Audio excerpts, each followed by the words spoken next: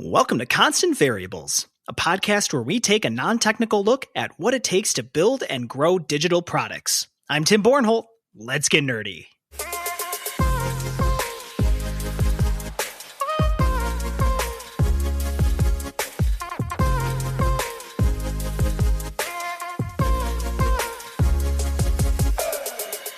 A quick note before we get into this week's episode. We at the Jed Mahonis Group have a lot of fun projects coming in the door, and as a result, we need to expand our team and bring on some more iOS and Android developers. We at JMG place an emphasis on hiring for fit as opposed to skills. Skills can absolutely be taught and fostered through mentorship and experience. Fit, on the other hand, is harder to define, but we've outlined some of the traits we're looking for on our careers page at jmg.mn/careers.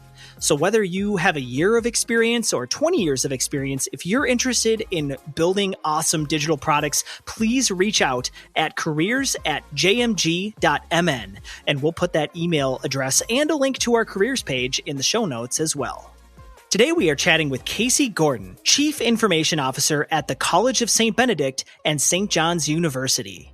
Casey has had a storied career working in the IT departments of several higher education institutions, and she joins me today to talk about how to balance your IT priorities, preventing social engineering attacks, how an IT department can support the mission of the organization, and how the TV show Bluey makes us better parents. So without further ado, here is my interview with Casey Gordon.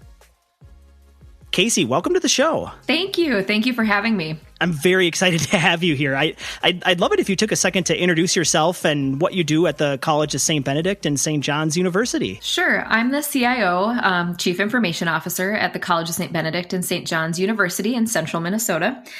Basically, that means I'm in charge of all of the technology services that we offer at both the college and the university. We also have a prep school on the campus as well, 6th through 12th grade, and we support the technology for that area as well, including the monks and the nuns who live on campus. So we kind of operate like a little mini city sometimes. It sounds like you've got quite a network that you would have to maintain. I mean, what does a normal day look like for you? I'm not sure there is a normal day in the world of technology, but I think, on average, we're all there for the students. And so we kind of flow with their cycles. So for example, we've got the fall semester where all the students are moving in, and there's all this hustle and bustle around August, September to get ready for the students' arrival. And then you really kind of move into the semester. What do the faculty need? What do the students need to be successful? And then we have, midterms. There's this big rise of activity, and then a little bit of a break where everyone kind of hunkers down and gets ready for finals. And then, of course, we have the beautiful Christmas or winter break where we all get to relax a little bit, and then we do it all over again. And so we really have those semester cycles. So sometimes our days are really filled with, or mine in particular, are filled with a lot of meetings and a lot of trying to problem solve and get things ready to go. And other days are a little bit more calm where we can dig in and do a little bit more of those planning activities. We just did graduation, and so our students have gone forth into the world. And so we're actually moving into more of that planning time cycle. So right now we're going to be doing a bunch of upgrades before the students come back and some of our strategic planning initiatives. So it kind of changes with the year. It's one of the things I love about higher ed is that you have this cyclical nature. Yeah, I would imagine it'd be a lot easier to get into a flow then, because in my world, like when you're doing custom software development, it's like there's no cycles really. It's pretty much you show up one day and the building's on fire, or you show up one day and there's nothing to do, and you kind of have to pick your battles as the day goes. But in your case, do you find you get to have a good balance between having to manage everything as that that's going on at one point, but also being able to do that strategic planning and making sure that you're staying ahead of the curve as it relates to technology? Absolutely. I mean, we have the same challenges, I think, that anyone does. Just like you described, one day you might show up and there's a fire you have to put out. Maybe there's a security issue that needs addressing, or maybe there's, the pandemic is one, right? Like a giant time period where we had to do so much planning specifically around that. But then there's other times where you can delve into those strategic responsibilities. And I think you really have to find some of that ebb and flow and take advantage of it, right? If you're in some of those slower periods, can you really get some of that strategic work done? But then also we try to carve out time during our normal days, right? So there's some standing meetings around security that we have every other week that happen regardless. And that's always a combination of strategic and actual responsiveness in those meetings. So you kind of have to layer it all throughout, but then also take advantage of some of that cyclical nature in order to really dive in and make a lot of progress when you can. Yeah. And you mentioned the pandemic, which it'd be hard to have a podcast in 2021 that doesn't talk about the pandemic. But I'm really curious to hear how you were able to help the college and the university use tech to get through the pandemic and avoid any, potential disruptions to education or just business as usual. Sure. It's so interesting because I started at St. John's and St. Ben's probably about 6 years ago. Actually, it'll be 6 years next month. And Nice. At that time, I started working on a strategic plan. And one of the things that I felt was critically important for the student of the future was this idea of anytime, anywhere access. And we are primarily an in-person residential campus. So most of our students are on campus, but what I saw is that that's not necessarily always where they want to do their work. And so at that time, again, pre-pandemic, not knowing that there was a pandemic coming, I had written into our strategic plan a goal, a very specific pillar of the plan around anytime, anywhere access.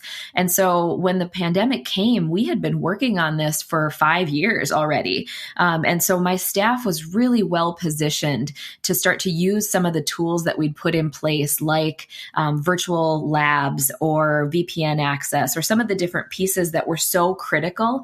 We had already purchased Zoom a couple of years ago. And so when the pandemic came, it was just, we obviously had to ramp up all those efforts, but the work that we'd been doing for the past 5 years was really well positioned us to be able to ramp up and address things in a very quick manner. So I felt like we handled it extremely well from that standpoint.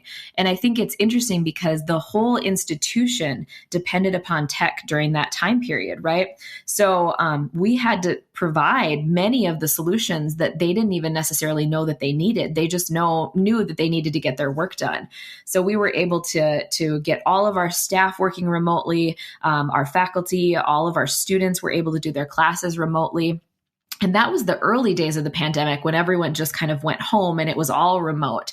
But then very quickly, we had to mobilize a team across the institution to start to talk about what does the fall look like and how do we get our students back on campus? How do we get our students to have a quality learning experience, whether they're on campus or not? I like to think about what we did in the early days of the pandemic as emergency teaching. It wasn't really online learning or in any sort of quality format, right? It was emergency teaching. We did what we could do to get through. But then over the summer, we really had to learn and teach our faculty, or not necessarily teach our faculty, but support our faculty as they learned how to provide a quality online learning experience. And that was a really critical piece of work that we did over the summer. And we also did two really important things that prepared us for fall. We focused on hybrid classrooms. So over the summer, in a 6-week time period, we upgraded 108 classrooms to have technology with cameras and microphones and everything that we would need in order to have that hybrid learning experience. So that means some people might be in person and some people might be remote. And that includes the faculty member, the person teaching the course.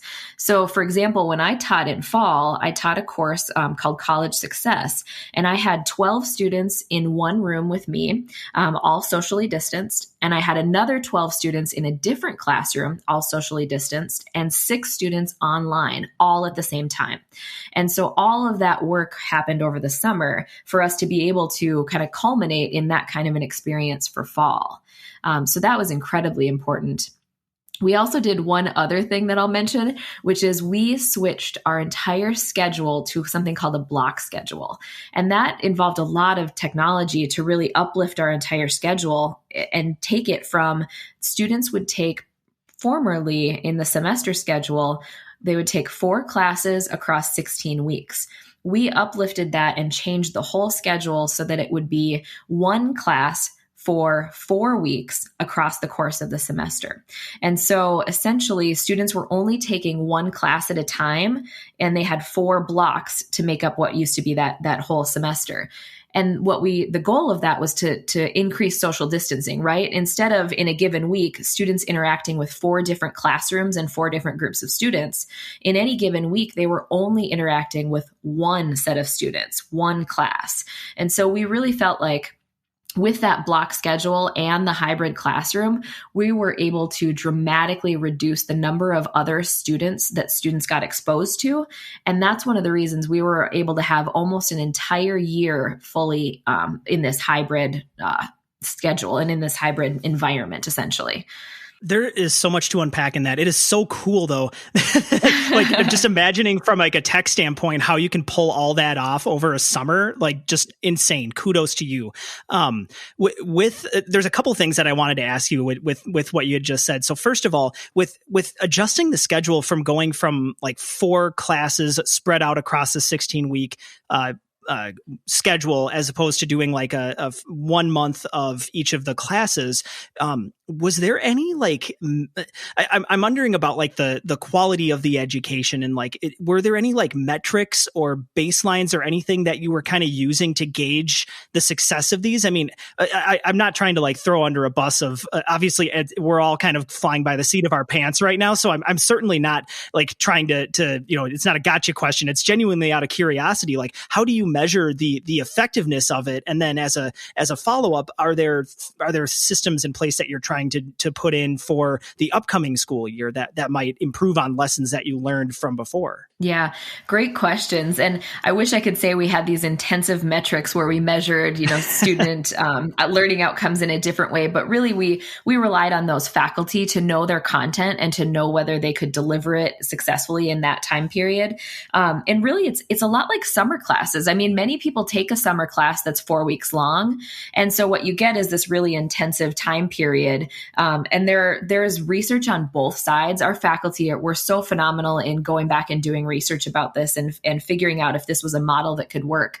There's research that says that you can actually learn better when you're fully focused on one topic for 4 weeks instead of spread across different areas. And there's research on the other side that says it's hard to pack that much learning into a 4-week time period. And so I think we found that to be very true, right? In some classes, the block schedule worked really well. And in others, it was really hard. I think with when you're trying to learn a language, that's one thing I think about in particular, where it's hard to memorize that much information in such a short time period. And so, that can be a challenge. I know we heard a lot of challenges also from some of our like more intensive science or math courses, where it's just a lot to have one class period and have to learn so much and then come back and take a test on it the very next day. So overall, it was a lot of mixed feedback. It worked really well in some areas, and other areas thought it just maybe wasn't quite the best format for their classes. But it did allow us to survive and to continue without that business disruption, right? And so we were able to serve our students so that we consider that a success for the last year. However, it was a pandemic measure, not a continuous teaching measure that we wanted to move to. So for fall, we are moving back to our normal semester schedule. Nice. And I would assume there were lessons learned during that you can apply going forward. But yeah, it's hard, like when you condense 4 weeks, or 16 weeks of a program into 4 weeks, in the middle of a health crisis, if someone gets sick for a week, there's like, how do you recover from that? So I could see there being, benefits to both sides also, but that's really interesting. And the other question that I had for you with the pandemic was, You mentioned leaning a lot on the teachers for driving the curriculum forward, but I wonder from like a technology standpoint, things moved so quickly last year with so many different services and SaaS tools, and just technology flew at this like super rapid pace, but by demand. Obviously, people needed to be able to have these meetings and things remotely. Were there any like instances of students or faculty coming to you and saying, hey, there's this cool new thing we want to try out, and worked with you to kind of get that implemented and fit into the vision that you have for the school's IT?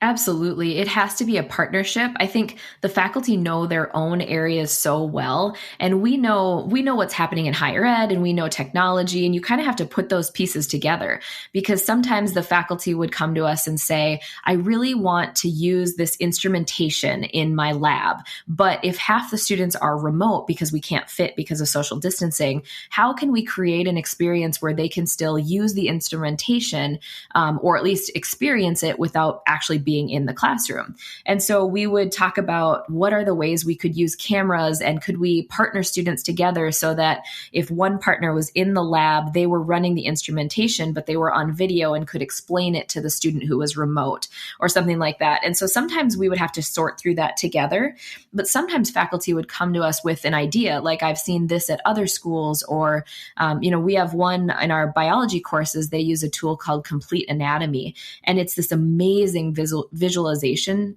software that allows you to visualize actual, parts of the body and bones and the respiratory system and veins and everything you could possibly want to see in a virtual environment, right, on your computer. And so that was an amazing tool that we were able to start implementing with their classes. And I think they actually intend to continue to use that even after the pandemic, because it's such a valuable learning tool, just to be able to see things that you can't quite see on a book, right? Yeah, I would imagine that there's so many examples of that. Just it's funny how growing up, we were on my generation was really on the cutting edge of having technology being slowly introduced. But it's like that old saying, like gradually then suddenly. How it's like things just kind of gradually trickle in, and then it just seems like all of a sudden, bam, there's just all these new ways to learn. And I think it's got to be a partnership between you and the faculty and the students to be like, we can't just sit around and operate on live cadavers, for example, during the middle of a pandemic. We got to get creative with some of that technology, and we're not quite there with being able to just throw on a pair of glasses and live in a virtual world that we can get instructed in. But it doesn't seem like that future is that far away. Yeah. I mean, it's so challenging because there's so many tools out there and you can't do everything, right? And I think also the faculty were focused on, again, taking their 16-week course and retooling it to fit in 4 weeks without losing any of the quality of instruction. And that alone was a challenge. And then when you layer this on top and say, now you also have to learn how to teach in a hybrid classroom that has cameras and microphones, and you're going to have some students in person and some remote. Now let's talk about other tools you might need. And all of a sudden you have just this tremendous amount of technology that they have to deal with. And so support was so important throughout this whole process. We have some fantastic instructional designers that worked with the faculty to really help kind of usher them into what we were going to have to go through for this time period. I would imagine that those instructional designers, it was just kind of like maybe not a dream come true. It's never nice to make light of a global pandemic, but it's like, what a cool, unique opportunity to be able to design this kind of curriculum and be on the cutting edge of it. It's got to be, exhilarating for them at the very least. Yeah, the pandemic is not something any of us would wish on anyone, right? But it certainly did highlight the importance of those IT partnerships in a way that they just hadn't been. They'd been important, but not that important, right? Up until that point. And so certainly it was an opportunity for us to show the campuses how we could partner with them and how we could help drive the mission of the institutions in new ways. So it was an opportunity in that respect, as unfortunate as it was. Yeah. And I'm glad you brought up partnerships, because one question that I wanted to ask you was, with your role is to champion all aspects of technology at the college and university. So that being said, there's a ton of stakeholders that probably all have different things and different desires and different demands. So how do you cooperate and get agreement from everybody and buy-in to be able to push forward some of these tech initiatives? I think there's really two things I would say around that topic. The first is, I think it starts with relationship building before you ever get to the point when you need to get their agreement on something, right? So you have to have those relationships already established. That trust has to be there. And that comes from frequent communication with stakeholders. So whether it's the leadership or whether it's faculty or whether it's students, those conversations have to be happening on a regular basis. Sometimes we send out newsletters to campus. We post things on our bulletin board app, things like that, ways of really connecting, but also, frequent meetings and talking about the initiatives that IT is working on, different ways that you can kind of get in front of people. And I should say, it's not just us talking about it. It shouldn't be a one-way communication, right? It also should be us listening and them seeing that what they tell us helps drive what we're working towards, right? So you establish that trust by working together on those initiatives, and then also making sure that they know that they're heard and that their opinions and ideas are helping to inform the strategy for IT. So that's kind of the first step. You have to build that relationship and you have to build that trust, and that takes some time. But then when you start to talk about that agreement and cooperation, right? You're going to a group and you really need them to buy into a new technology that you're using or something that you need to change. That's when you really have to start with the why. And I'm a huge believer in, I'm not sure if you've read that book, and I'm going to forget who wrote it, but I think it's called Start With Why. And it's so important to talk about why we're doing the different things that we're doing. It can't just be, hey, we have to implement multi-factor because that is what other institutions are doing. Well, that is not going to get the agreement and cooperation that you might need. And multi-factor authentication is an extra step. It's an extra layer. So things that might be harder for people, you even really need to go that extra step and say, we definitely need to talk about why we're doing this, because we want to protect our students and we want to protect our information and we want to be good stewards of our data, and because it is best practices. And here's the examples where other institutions who haven't had multi-factor may have gotten breached. And here are the financial ramifications of that. You really have to present all of the reasons why we're doing it, but bring it back to the students, right? How does it impact students? How does it improve our environment? And how does it improve our outcomes for the future of the business? I think if you can do those two things, relationship building and building that trust, and then making sure that you are wrapping all of these conversations around why we're doing it, I think it is so much easier to gain the agreement and cooperation that we need in order to move forward. Oh, that was so beautifully said. I think a lot of times people really do think that the IT department, lowers down these edicts from above and forces people into doing, these like Big Brother type of surveillance things or whatever. It's like it always feels like this adversarial relationship with a lot of IT departments, and I'm really happy that you brought up those 2 points, because I don't think it needs to be that way. And I think a lot of things like two-factor or other kind, like putting things behind a VPN. Like, yes, these are things that are not the norm right now. They absolutely should be, I would argue, but they're not. So when you go and institute some of those programs that some might view as like draconian or like, Orwellian, whatever you want to say, it's really, like it's one of those things. It's more of like a parent relationship of like, this is, you need to floss your teeth. You need to put on two-factor authentication. These are all like just good hygiene things that you should do to keep ourselves safe. And I agree with you. Like the more I've first of all established relationships with people, but then once you've established that relationship, then come to them and explain in on their terms. Don't come in and start throwing out VPN and two-factor authentication, but slowly bring them into your world and explain what these things mean, then you get buy-in way easier, as opposed to just kind of a top-down, here's the law, deal with it. That's when you really start to, I found, run into problems. Absolutely. You're so right on that. So with regards to the mission of the university, obviously it's all about, getting these kids educated and productive citizens of society. What's your advice for ensuring like an IT department will support that mission of either, the institution in your case or just a company in general? I think that it starts from the leadership level, making sure that all of our conversations and all of our initiatives really wrap back around to why we're there, which is the students, right? It needs to help the students. It needs to drive that mission forward. I think in terms of concrete advice, one of the best things I think I've done is encourage my staff to do not just professional development around IT, but also professional development around the field of higher ed and around the services that our students might be looking for.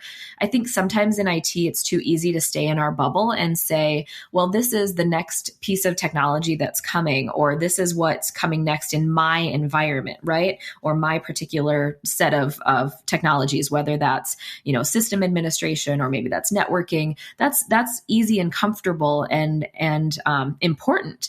But what's also important is doing professional development that surrounds your actual field or your sector, your industry, right?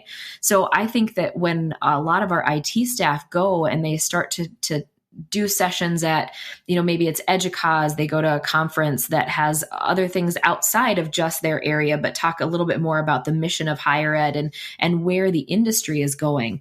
That's when I think you get this beautiful ability for staff to put some puzzle pieces together, right? They take all of their knowledge, say they're a networking person, and they can take everything that they know and what they know is coming, and they can marry that together with what they know is happening in the industry. And that's where the magic happens, right? That's where you get the really great ideas for how you can impact students and how you can do things that will really help move your organization in the right direction. So I think that it really comes from that encouraging folks to think both about the mission of the institution as well as their IT sector. Does that kind of make sense? 100%. I mean, do you ever read, there's a blog called Farnham Street. Have you ever read that? No, I have not. I think you would really like it. It kind of goes into they do a lot of like high level, philosophy and things like that. But one of the concepts that they champion is called mental models. And I talk about mental models all the time, but I think like basically mental models are looking at the world, obviously from different points of view and being able to put yourself in the shoes and process a problem through a different lens. And the more I think that you nailed it right on the head with being able to not only understand your industry. If you work in IT and you work with networking, that's great. Like you need to understand all the protocols and all the security mechanisms and everything that goes into it. But all of that is for nothing if you don't understand the industry that you're applying that trade to. So the more that you can get into the head of, say like the finance people that are trying to balance a budget across this institution, or even, take it down to like food service or any other aspect of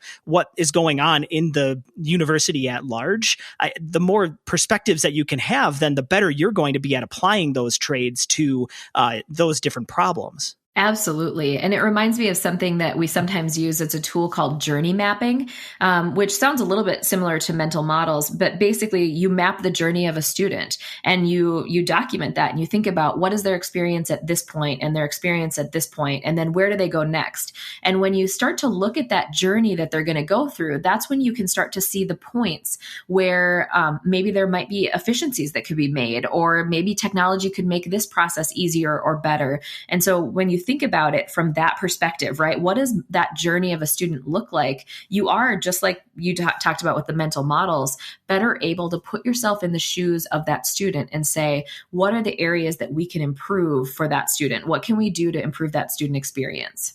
Yeah, I really don't think there's a better way to do it. I mean, if you're doing your job right, I think you got to know how to do your job, but you also have to be able to actually, if you want to excel at it, be able to apply your particular skills to a problem, and we all work together. I mean, the IT department probably does not work in isolation from everyone else, right? Like you exist to support everyone else and make sure that everyone can get their initiatives done, efficiently, but also securely. Absolutely. Casey, how do you stay on, how do you stay current on technology trends and everything that's constantly changing in the world around us, basically? That's such a challenge, of course, because you always have to balance it with actually doing work, right? And so there's this expectation also that you have to stay up to date. Luckily, I think as many of us who work in IT, I love learning about technology. So I think that's helpful, right? Because when I'm at home in the evening, I'm blogging, or I'm not blogging, I'm reading blogs or reading different sites like Engadget or Gizmodo and looking at what's coming, following, Educause and Gartner and looking at what the trends are there. So I think a lot of it is research. LinkedIn is a great place to find things that other leaders are posting and kind of see what's coming. So I think a lot of it is that research, right? There's also conferences. So I always go to the Gartner Symposium every year. It's a great place to learn about what's coming and to hear about their top trends for the future, what CIOs need to worry about or care about in the future.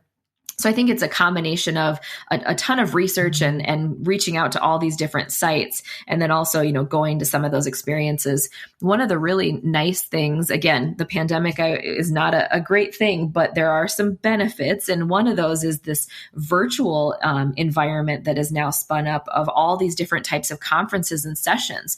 So I've been able to virtually attend far more than I could have gone to in person. And even when you're just sitting home and working on something, you can have a podcast or a webinar playing in the background, and you could be kind of doing both and multitasking a little bit. So that's been certainly a benefit, I think, that I've been able to take advantage of more of those things recently because they're all virtual now. Yeah, I think those conferences in the past year, it's been hard from a networking standpoint, but from a content consumption standpoint, it's definitely been way better because usually I find myself sitting out at the bar and talking with people there than sitting in conference talks and absorbing the information. So I would agree. I think the virtual conferences have been, problematic in some ways, but in this particular case of being able to stay up on the industry, definitely a pro.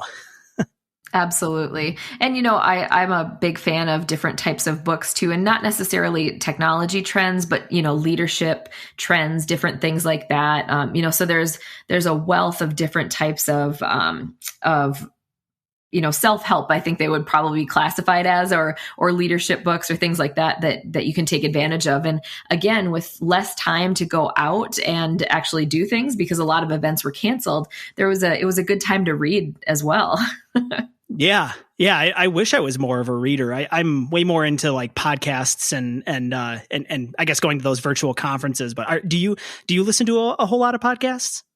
I listen to the TED Talk ones, not the full ones, but I can't remember what they're called, but they're like shorts. Like so they're about 10X. 20 minutes. Yes, exactly. And so I listen to those podcasts on Spotify, and I love it because I can drive my kids to school and come home, and I've listened to one in that time period. And it's like I have all this motivation for the day, right? It's an inspiring thing, and you do it right away in the morning. And you come away with some real, I think they always have real snippets of things you can apply to your daily life. So that's one of my favorite things to do in the morning. Yeah, I agree. It's nice to my kids are still at the age where they want to listen to like the Bluey soundtrack or like some Mickey Mouse or something like that. So at some point though in the future when I'm driving them to school, I'll be able to actually pop open a podcast and they can, zone out and do whatever they do. Absolutely. We love Bluey in our house too. Bluey is a national treasure. It's not even our national treasure. It's Australia's national treasure, but it's a global treasure. Yes, there you go. Yes, a global icon. I read somewhere like if you watch that show as a parent, you really get to just empathize with the dad who just like constantly just gets beat up and humiliated and just everything in public, but just for the love of their kid. I know my poor husband. He's like, why is the dad always getting picked on? I just think it's funny. It is. It's all in good fun. And like that dad, it's nice as a parent, you can kind of look at that show as like something to look up to and look just like when you're sitting and just clicking around on your phone and you realize that you're just like wasting time instead of spending time with your kids right in front of you. You just sit and watch Bluey and it's like, man, they do so much fun stuff. I should start doing that. Honestly, I do think Bluey makes me a better parent. Yeah. Because, it is easy to say, well, especially with this work from home where, I can pop into my office and work anytime and, the kids are playing in the playroom. So I'm going to go ahead and just get a couple of things done in my office. It's perfect, right? Well, the challenge is, then you're not spending as much time with your family. And I've heard that from a lot of employees who have said it's hard to have that work-life balance when you have that remote office because you feel like you're always doing both. You're constantly having to deal with parenting issues and you're constantly having to be available for work because it's there. Your office is right there in your house. And so I think taking a humorous cartoon and thinking about it like, well, this is showing us a really good model that we do have to disconnect. We have to spend time with our families, even when it's hard, even when we could be doing something for work. So in that perspective, I think it is a good example of how we just need to enjoy life once in a while and say, work can wait until tomorrow. I'm going to spend some time with my kids. Yes, there was before Bluey, I was really into Daniel Tiger, and that was one of the that was like my example, but it was kind of too clean, like not everyone can be Mr. Rogers. Like that's a high bar for any human, let alone Fred Rogers himself. But like Bluey, it's, like the parents make mistakes and they sometimes you look at it from the parents' perspective or you look at it from the kids' perspective. And I couldn't agree with you more about like how they do that balance of, the dad has a home office and he sometimes is there and sometimes he has to go. And it's hard for me. Like we have 2 kids and we have 3 bedrooms and we thought that we could, share a bedroom with the kids. They're 5 and 2 at this point. And that did not work. That was a colossal failure of an experiment. So my office turned into my son's bedroom. And so now I'm kind of relegated to the kitchen table, which is not ideal, but you do what you got to do to help your kids and provide a better life. And you're right. Sometimes it's hard on certain days when you need to sit and focus and, record a podcast or something. And it's just like, okay, everyone needs to go outside for 90 minutes. I don't care what you do. Just be with mom. When you come back, then we can play. Like it's that kind of a thing. And it is a hard thing to balance. Are you back in the office full time now, or do you also still kind of have to do that work-life balance thing with the home office? Yeah, so I am actually remote right now. I've been remote since last March, basically. I've only been into the office probably a handful of times. And we have had staff on campus, like the frontline staff, our help desk, places that students really need to interact with throughout the school year. But the rest of our staff has been remote. We are going to be, I believe the presidents intend to move most folks back to campus around that July 1st timeframe so that we can ramp up for our coming school year. So we're very close to the end of this remote time period. I was very lucky. My students are my kids are 7 and 9, and they are both in a private school. And so because of that, they've been in person almost the entire year. So I have had like a really good ability to get work done. But I know that's been a challenge for a lot of parents who've had to juggle kids learning at home this whole past year as well. And so that's something that certainly as we move back to in person, we'll have I expect a little bit better balance for a lot of our staff who've been struggling with that. But it also brings its own challenges. Some folks have liked working remotely. And so if for folks who have enjoyed that, it's going to be a little bit of a hard adjustment to go back to the office after working from home for a year. So we're going to have a little bit of a mixed bag when it comes down to it, I think. Yeah. And it's just like during the pandemic where we had to constantly adjust what we did. I'm sure it's just going to be like a take it day by day kind of a thing and ease our way back into what was normal before and find a way to hang on to the parts of the pandemic learning life that were good and get back to the parts that you just can't do remotely. Yes, absolutely. It's going to be like finding that whole work-life balance all over again. Oh boy. couple more questions for you. So I know that a lot of your job is a mix between, maintaining infrastructure that you've got right now versus some of the innovation, transformation, the growth kinds of things, what maybe you would call the fun things, where maintenance sometimes isn't a whole lot of fun. So two-part question. Right now, what is your percentage of time that you split between those maintenance tasks versus growing tasks? And then after having that percentage, do you think that's the appropriate mix, and why or why not? Sure. And I think putting the pandemic aside, because that was a whole lot of transforming, right? And that isn't Right. normally typical. So on a normal basis, I know Gartner says that most institutions use about 66% they spend on maintenance or running the operation, and the rest is growth and transformation activities. That's their average. They actually recommend a 50-50 split. So they say we should be spending about 50% on maintenance and about 50% on growth and transformation activities. That's their kind of recommendation. However, in higher ed, it becomes really challenging for a couple of reasons. Number one, because we always run kind of lean. And number two, if we're in a period of declining enrollment, that means we're cutting budgets instead of growing them. And so I think right now we probably operate closer to 75 or 80% maintenance versus growth or transformation. It makes it very challenging to do some of those transformational activities. And as budgets get tighter, unfortunately, we often take from the grow transform simply because we cannot take from the run, right, without shutting down entire services. And so it becomes a very big challenge. One of the things that I would really like to do is be able to free up and get, even if we can't get closer to a 50-50 split, I'd love to get more consistently to like a 70% run or maintenance, and then having 30% carved out for that grow and transform. It is just such a challenge, again, when we look at shrinking budgets.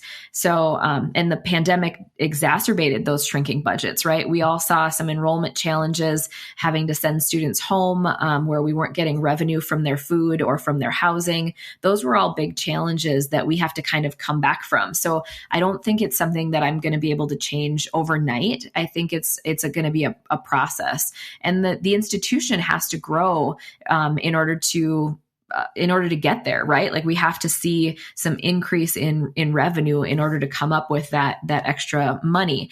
Part of it can be done if you're able to think about that maintenance portion and do some things differently, create some efficiencies. But there's only so much you can do with that, right? You still need to look at what is the right spending that we need for IT as a whole. Yeah, it's hard. I would imagine as things shrink, obviously you can't spend the money, and I would also think that in your given case, we were talking a lot about how things are cyclical and ebb and flow, where not every day and not every situation that you're in your career is going to be in this like 85% maintenance mode. I mean, geez, we just got out of a pandemic, right? Or we're working our way out of the pandemic. So it's hard to be growth mindset oriented. But at the same time, there's still opportunities here and there that you can make it happen. And I also think a lot of times people underestimate the importance of maintaining infrastructure, and everyone always wants to get the hot new stuff that's coming down the line. But a lot of times that's we have perfectly good stuff that we have already being used that just needs a little bit of love and care. It's got to be tough from your standpoint, and just a never ending struggle of trying to strike that 50-50 balance, but realistically, being maybe a little bit not in line with with those aspirations. Yeah. And I think it also comes back to taking advantage of the opportunities where they present themselves. So, when you think about that, maybe you've got some tool that is coming close to maintenance being due, right? So I think, for example, maybe it's something like a learning management system or a CRM that you're using in one particular area, or maybe it's a security tool that's going to be due at the end of the year. Well, can you do something different, right? You have to look at that new contract anyway. So is that an opportunity to now take that and move to a different tool or adopt a different technology that might move it into something that would give you the growth or transformation, right? So where can you take your maintenance opportunities and transform them into a growth or a transformation activity? So, for us, if we're looking at a tool and it's served us and it's okay, what if a different tool could move us into something that was more user friendly, or that we could do XYZ extra things, right? So I think that if you look at those opportunities and you say, well, hey, yes, this is maintenance money and maintenance work, but at that point, if a transition is maybe going to happen anyway, let's use that as a way to springboard us into the future with some new functionality. That's a way that you can do things, even if you have that limited budget that isn't changing or that is shrinking.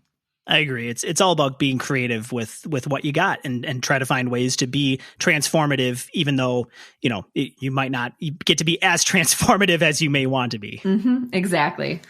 Last question for you. I'm sure you saw the in Wired, they had that big story about the RSA hack from 2011. Did you get a chance to read that? Yes. Yeah, I was reading through that last night, and I was like, man, how timely! Because I can ask you. So there have been some crazy hacks that have been happening lately, and your role as CIO, I would assume, would encompass being able to protect against some of those hacks and some of those exposures. But being in an institution where you've got probably hundreds of thousands, maybe tens of thousands of users that are connected to your systems at any given point, there's a ton of possible vectors for attack. You might say. How do you work with young adults in particular, but also some of maybe the older faculty for employing best practices when it comes to things like social engineering? I mean, you saw like that within that RSA article, the way that they first got the hack was through somebody emailing a spreadsheet that had just an innocent 2011 recruitment plan, and somebody opened that up, and that was the vector for getting in and attacking and stealing the crown jewels, essentially. How do you so the question, going back to it again, is how do you convince the people in your organization to employ best practices when it comes to social engineering? I think that you actually have to break that into two parts. And so when you think about the young adults and you think about our student body, you actually have to handle that a little bit differently than you think about faculty and staff, right? So with students, you really have to meet them where they are for their messaging, right? So us emailing out all the reasons why they need to protect themselves is not effective. Students don't like to communicate via email, and they certainly don't resonate with a list of things that they should do, or here's the why you shouldn't do X, Y, and Z behaviors. What we've found really successful with students is when the message is delivered from other students, right? So again, getting back to that, meeting them where they are, we actually, a couple of years ago, we did a project with one of the communications classes. And in the communications class, we asked the students to break into small groups and make videos to talk about some of our new password policies and protecting the passwords. And so at the end of that, the students all got to make these videos and do these presentations. And then we had actually videos that were produced by the students that had, cute, funny messaging or whatever. There was a variety of different ways that they presented the importance of passwords and protecting your password. And then that's something that you can then use to share with other students. And again, that message coming from other students is always going to resonate more. And again, it's video, which is always more interactive than an email. So I think there's a variety of different ways that you can connect with students, but I think it really has to come back to using and leveraging the students in your organization to spread the message with other students, because that's really some of the most effective. When we ended up adopting multi-factor authentication, one of the things we did was have some students that were early adopters, and they were almost like seeds scattered throughout the organization. And so when you fostered that early adoption, then they could talk about it to their peers, and they could say, hey, have you done this yet? And they were like advocates for the multi-factor authentication.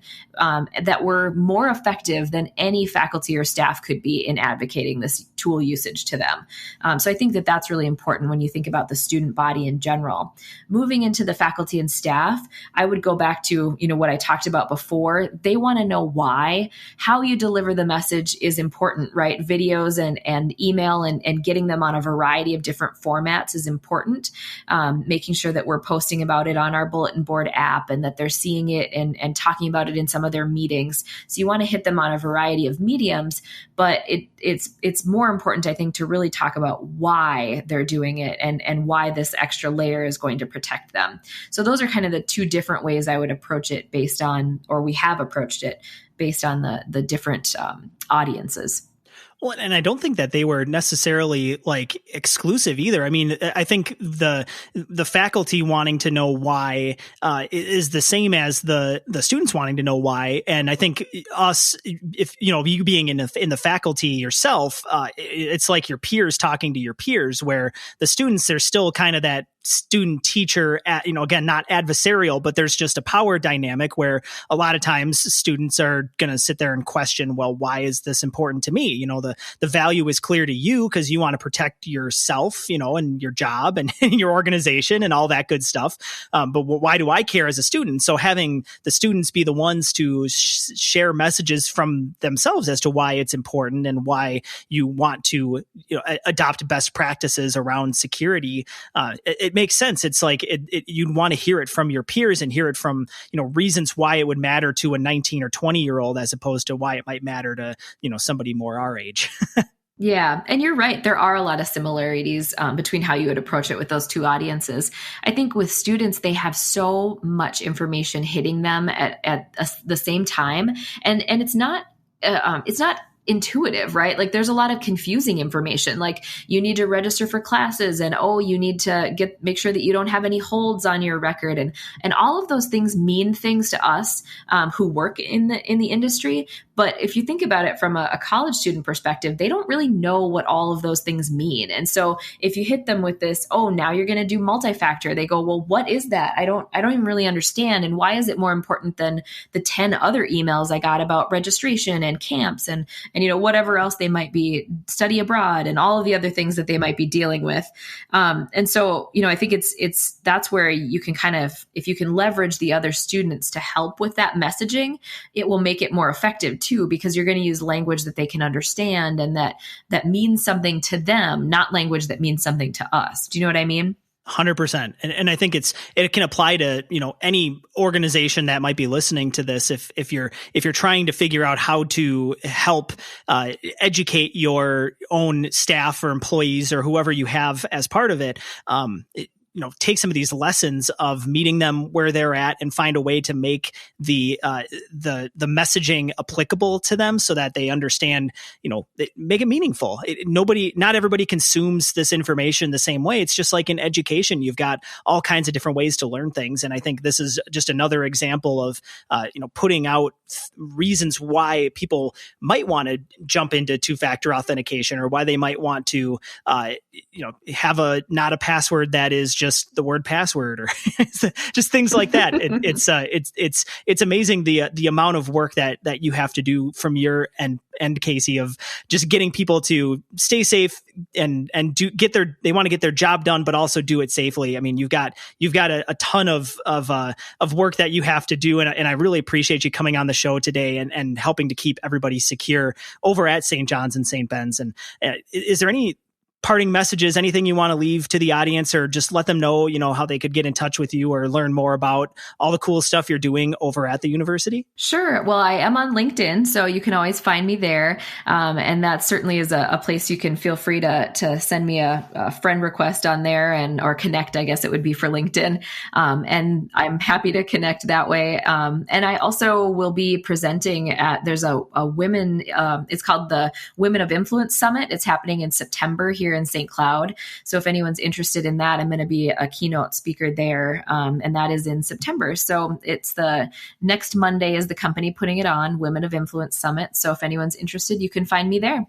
Excellent. Casey, thank you so much for joining me today. I really appreciate it. Thank you for having me. This has been a pleasure. Thanks to Casey Gordon for joining me on the podcast today. You can learn more about the College of St. Benedict and St. John's University at csbsju.edu. That's a mouthful, so we'll put that link in the show notes. Speaking of those show notes, you can find them at constantvariables.co. You can get in touch with us by emailing hello@constantvariables.co. I'm at Tim Bornholt on Twitter, and the show is at CV_podcast. Today's episode was produced by Jenny Karkowski and edited by the bubbly Jordan Doust. If you have a minute quick before you leave, we would love it if you left us a review on the Apple Podcasts app. It doesn't take a whole lot of time, and seriously, it helps people find our show. So just head to constantvariables.co/review, and we'll link you right there. This episode was brought to you by the Jed Mahonis Group. If you're looking for a technical team who can help make sense of mobile software development, give us a shout at jmg.mn.